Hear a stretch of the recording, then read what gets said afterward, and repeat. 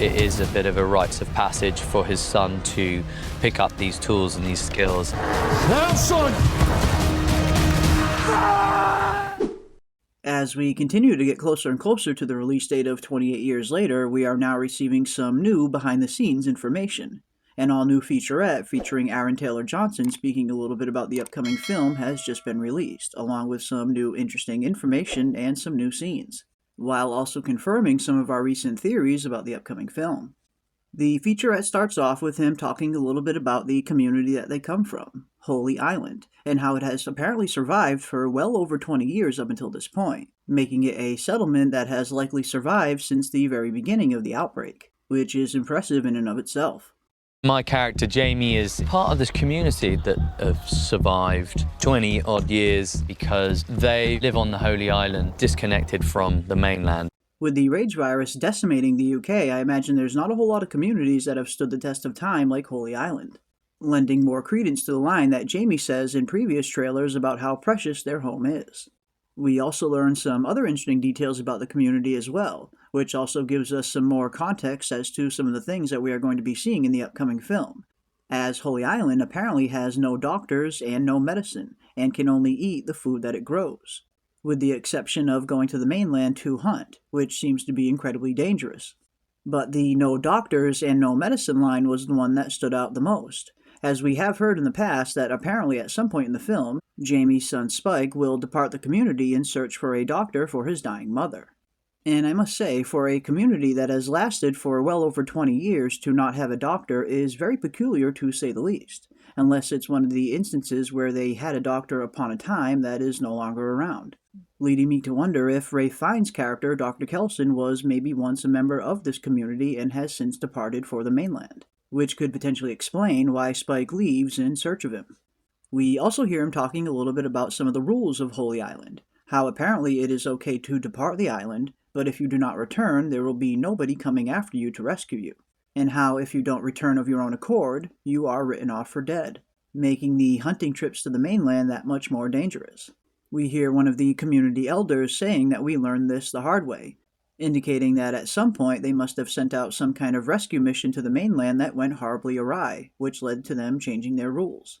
Which makes me wonder if Dr. Kelson himself might have been involved in some kind of rescue mission in the past that went wrong. After all, if Dr. Kelson was a member of this community upon a time, and was their doctor, it would stand to reason that he would be important enough to risk a rescue mission. And if that rescue mission resulted in some kind of catastrophe, it could be the reason why they have since changed their protocols. And based on the very limited information that we have on Ralph Fiennes' character, it appears that he has some kind of fascination with death. Could he potentially have departed Holy Island upon a time in order to study the rage virus a little bit more closely, conducting some kind of research on the mainland in search of answers? And what role will he ultimately play in the film?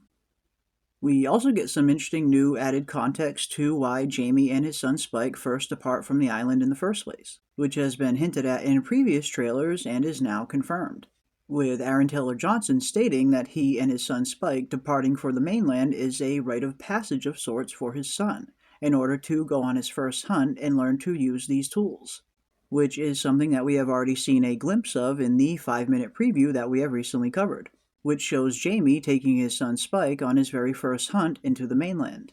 And during that 5-minute preview, you definitely get the sense that this is not just a hunting trip that Jamie is taking his son on, but is more of a crash course in what the world is really like outside of their community, while preparing him to become an adult. We hear Jamie tell his son that the more you kill, the easier it'll become, as during the 5-minute preview, we see Jamie and his son come upon an infected, which was an extended version of the scene we have seen in previous trailers of the infected hanging upside down inside the abandoned house, an infected that Jamie orders his son to take out. But seeing as this was most likely the first infected that Spike has ever seen up close, he was of course hesitant, but does eventually do it. There are strange people on the mainland. For Christ's sake, Spike! Fucking kill it! But then the featurette ends with an interesting extended look at a scene we've seen in previous trailers, that of Aaron Taylor Johnson's character Jamie racing out into the water with some kind of note in his hand screaming, with us finally learning what he is screaming about. as he apparently seems to be yelling for his son. Now, son!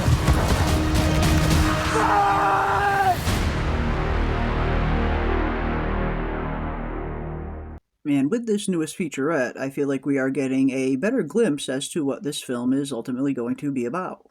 It seems at the very beginning of the film, Jamie and his son Spike depart for the mainland to take him on his first hunt, of which they end up returning from.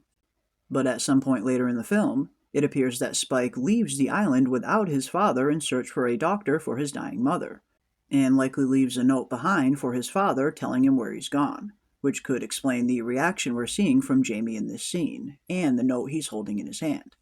Which begs the question why Spike went on his own. After all, if Spike's mother, played by Jodie Comer, was in serious danger, you would think Jamie would want to find a doctor as well, unless Spike simply takes it upon himself and leaves on his own. And I definitely get the feeling this is going to be a coming-of-age sort of tale for Spike in this film, and I imagine he's going to have to do a great deal of growing up very fast when he's on the mainland, and even more so when he departs without his father. I get the feeling we're going to see a very different Spike by the end of this film compared to how he is at the beginning. There's also a few new scenes in this featurette that we have not seen in previous trailers as well, like a few all-new shots of Holy Island, including this shot of what appears to be some of the women of Holy Island preparing some kind of dinner, which is most likely in preparation for the party that we have seen in some of the other trailers, the one that the community most likely throws for Jamie and his son Spike the night before their departure. And in the background of this shot, we also see another glimpse of the mysterious character in the mask, who appears to be standing very still, almost as if she's standing guard. But who this character is and what this mask represents still remains to be seen, as does whatever role that they go on to play in the film. And we also get a new shot of what appears to be a teacher teaching class to the children of Holy Island, followed by a shot of the garden on Holy Island and a shot of the causeway that connects the island to the mainland as high tide begins to rise. We do know from previous trailers that the island is only accessible through this one very thin stretch of causeway that is only available a few hours of the day during low tide, which is most likely a major contributing factor as to why this community has lasted as long as it has. With the thin stretch of causeway only being available for a few hours every day, it's highly unlikely that they're going to get stray infected roaming up to their gates, unless they are deliberately led there, as it appears that Jamie and his son Spike are going to be followed down this causeway by one of the infected. But next, we also get a shot of Dr. Kelson burning bodies, which is a closer look of a scene that we have seen in previous trailers, of a giant field littered with corpses with Dr. Kelson in the background burning all of the bodies. Something that we even hear his character alluding to in some of the dialogue from some of the trailers, as he states that there were so many dead, infected and non-infected alike. There were so many dead. Infected and non-infected alike. Which of course begs the question, just where exactly did all of these bodies come from, and did they contribute to building the Bone Temple at all? As we then get another new shot of Jamie and his son Spike seemingly shooting at some of the infected in the woods, which likely takes place not long after they get spotted in the field in previous trailers. We also get an interesting shot of what appears to be Spike hiding from infected inside of the ceiling of an abandoned house, which most likely takes place during the same scene of a recent still that has been released as well, which shows Jamie lifting his son Spike up into an attic.